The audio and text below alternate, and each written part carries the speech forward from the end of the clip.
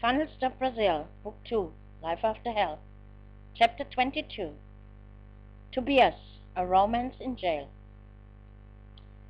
5th of May, 2007. The school and the learning was easy for me. Besides, I was proud of my student who solved independently all exercises in the classroom now, not only in physics, but also in mathematics. How many people here in Brazil probably just needed a little more support to make it with their education? Flavia told everyone that she had made it thanks to me, her great professora. But I let no one come closer to me, didn't even know what I should really talk with these women here. With the foreigners I felt no different. Especially between the South Africans and me, a huge gap had opened after I commented a report about South Africa on the TV. It was about the still present exclusion and poverty of the black population. They took my remarks totally wrong and felt personally attacked. The daily gossip didn't interest me either, and so I kept to myself.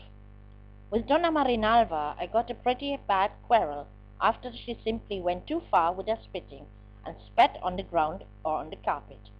I did take quite a lot of shit here, but this was it. I yelled at her and was convinced that she wouldn't do that again, even though she initially reacted like a stubborn child. This is my carpet and I do what I want with it. Disgusted, I threw the carpet out of the cell and cleaned the floor with disinfectant. Thus it seemed that she realized it didn't work like that. The day after, she cleaned the cell full of bad conscience, washed the carpet, and brought food for us. However, one thing she didn't: pull herself up to go back to work. She stayed inactive in bed during the day. She couldn't read and write, like many Brazilians. If she had to write a letter, then I did it for her. As a foreigner, I was the one explaining to the Brazilians the Portuguese grammar.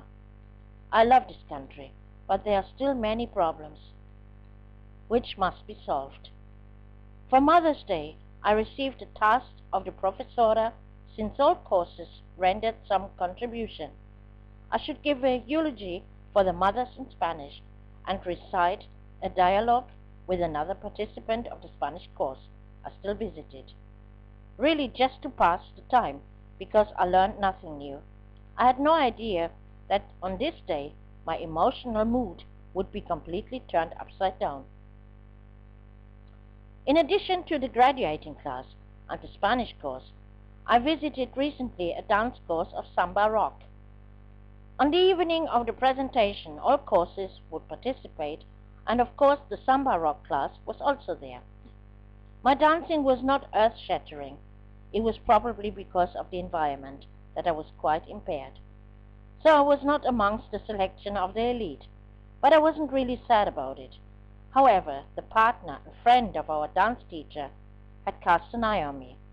During the dance lessons he did not leave my side, and on this Wednesday, when the celebration in honor of mothers was held, it was no different.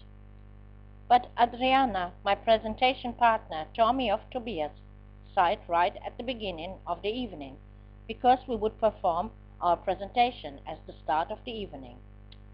I welcomed our literature professor and his colleague he brought with him. Then our turn came. Like a professional, I took the microphone and began very cool with our practiced Spanish conversation about the Mother's Day, in order to conclude with the presentation of the eulogy. We finished it together with the words, "Muchas gracias y un feliz Día de las Madres." We reaped thunderous applause. Then we were embraced by a proud Spanish teacher. Actually, she had no reason to be proud of, because we spoke Spanish anyway, and we had practiced it all by ourselves. Tobias stood before me to congratulate. "You was marvelous and speak perfect Spanish." To be sitting down next to me. It felt a bit uncomfortable because now all eyes were on me. On the other hand, it reminded me of my best times, when it was said, "Rita grabs all the best guys." Also, Tobias was not really my type. I found him very likable, and above all, intelligent. I talked very much with him. Then Negro Rico, my dance teacher, sat down next to me on the other side. The three of us were just joking around and had fun together. Rico was a true comedian, but a damn good-looking one. He certainly gave sleepless nights to all of the women here. I felt envious looks on me while the fundamental classes finished their presentations. Now the fun part of the evening was starting. A professional Samba Rock dance group organized by Negro Rico performed, and Rico ripped Tobias from my side as he was responsible for the technical issues of the sound and music. When Tobias himself was performing a hip-hop number, he brought the house down. Now all the women were totally excited about Tobias. I congratulated him for his successful performance. Modest and uncertain, he asked me if I really liked his music, what I confirmed.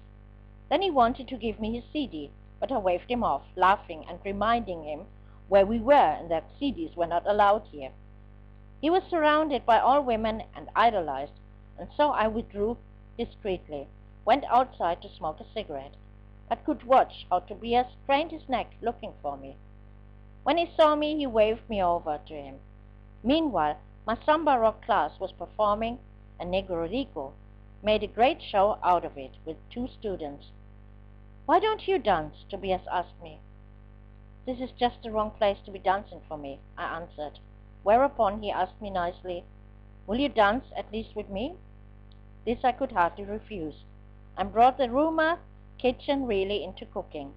At the end of the evening, Tobias let me know that on the following Friday another event would take place, a movie night. "I hope to see you then," he could hardly be clearer. Elated, I returned with the others back to the pavilion, but had to be listening silly talk and answer stupid questions during the following days. Each and every one spoke only of my boyfriend. I was not in love, but it did me very well after all this time.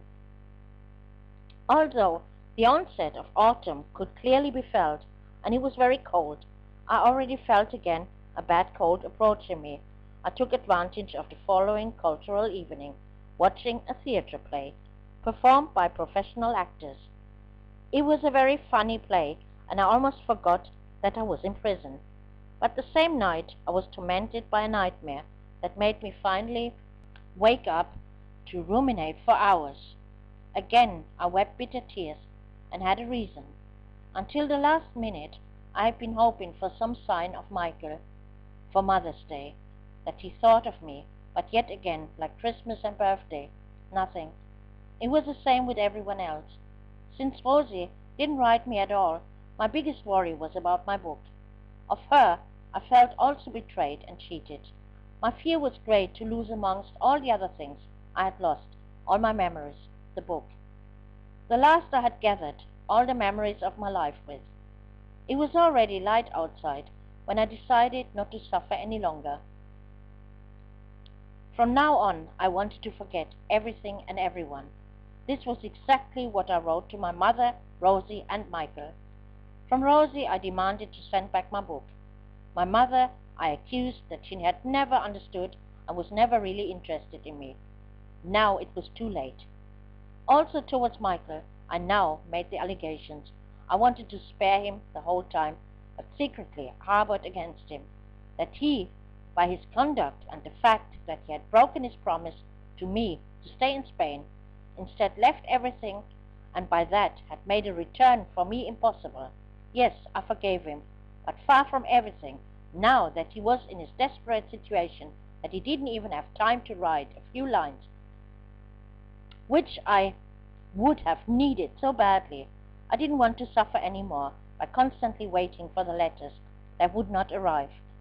I asked him, like the others, not to write me any more, and told him to simply forget about me, what he was doing already anyway. It was enough. I wanted and needed from now to think of myself. On all 3, I added that this was my last letter, and I would henceforth refuse to accept all the letters they would send to me. I was miserable for the rest of the day, not only emotionally, but the cold, which were now breaking out, gave me the rest. Until the afternoon I was lying on my mattress, covered with 2 blankets. I dawned along. Not even for studying I had motivation or energy, and if others would not have reminded me of the movie night, I would have completely forgotten. There was no more time left to change my clothes in any way, so I went there like I was. In the chapel where all events took place, Tobias was already looking out for me, even though he was surrounded by female admirers. Next to him was no more place to sit, so he asked me to take a seat on a bench near where he was sitting. I knew that he would use the first opportunity to swap places. When he succeeded, we didn't follow much of the movie. Instead, I learned a lot about Tobias. He was working full-time in a bank. Music was just his hobby. Otherwise, he spent his free time with surfing the internet. He was a passionate fan of camping and didn't possess a TV because it wasn't interesting for him. This was indeed understandable, considering the Brazilian program offer. For my part, I held back a lot. Suddenly he asked me if I had family or anyone else in Brazil. I said no. He then took me in his arms and said, "You got me now." Scared off, I moved away from him. Tobias remembered well again where we were. Embarrassed, we looked around and felt the admonitory looks of the guards on us. Nevertheless, it made me feel very good what Tobias was saying. He offered me what I needed so much. Unfortunately, I knew that this film show was the last event that Negro Rico and Tobias had organized, and the dancing class was over. I asked him when he would be here for the next time. "There is a street dance class being considered. I will be teaching. I will be here on Tuesday, and then I want to see you. When I start the course, I want you to be there." He gave me information. "You're great. First off, I am not registered for the course because I didn't know, and secondly, I'm not allowed to walk around the area to be paying a brief visit to you. Forget it." "Then go to sign up." "Too late." "Nonsense. Say that you are my dance partner." "It's not going to work." So it went for a while back and forth, until he realized that nothing here was easy. "Why don't you come visit me on Sundays if you really do want to see me?" I asked. "I'd love to," Tobias replied spontaneously. He was one of the few Brazilians who spoke fluent English. He promptly gave me his full name because I needed it to write him on my visitors list. Antonio Tobias, Jr. The movie had been finished, and Tobias, who was responsible for the technical stuff, was called by Rico to come to the projector. Our togetherness was over, since he was again surrounded by many female fans. Before we had to hurry to say goodbye, he let me know that he wanted to visit me already this Sunday. This calculation we had made without the prison authorities.